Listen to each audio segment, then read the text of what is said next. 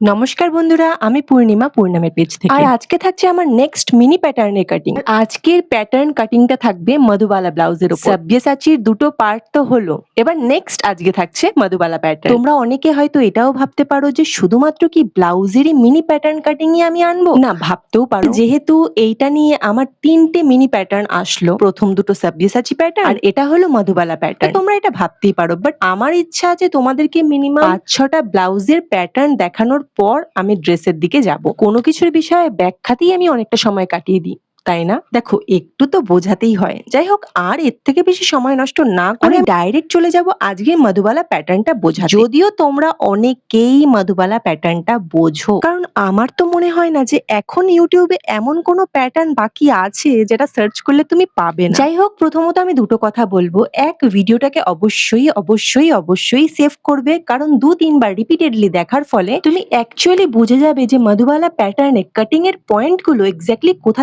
থেকে নিতে হয়। আর সেকেন্ড কথা হলো, খুব ভালো করে দেখলে বুঝতে পারবে যে মধুবালা প্যাটার্নের ব্লাউজের সাথে বম্বে কাটিং কিংবা কাটরি কাটিং ব্লাউজ বলতে যেটা আমরা বুঝি তার একটা বিশেষ সিমিলারিটি আছে। কোথায় বলতো? এক্স্যাক্টলি এর কাটরিটা যেখানে কাটিং করা হয়েছে সেই জায়গায়। খুব ভালো করে লক্ষ্য করলে দেখতে পারবে বম্বে কাটিং ব্লাউজেও আমরা যে আর্মহোল থেকে কাটরির যে গ্যাপটা রাখি সেটাও এইরকম 2.5 ইঞ্চি কি 2 ইঞ্চি মতন রেখে থাকি। বেল্টের পজিশনটাও অনেকটা সেমই। তবে হ্যাঁ, তোমাদের একটা কথা আমি অবশ্যই এখানে বলে রাখবো যে একটা প্যাটার্নকে আরেকটা প্যাটার্নের সঙ্গে মিলিয়ে নতুন কোনো প্যাটার্ন বানানোটা কিন্তু টোটালি আমাদেরই হাতে। প্রয়োজন শুধু একটু ভালো অবজারভেশনের।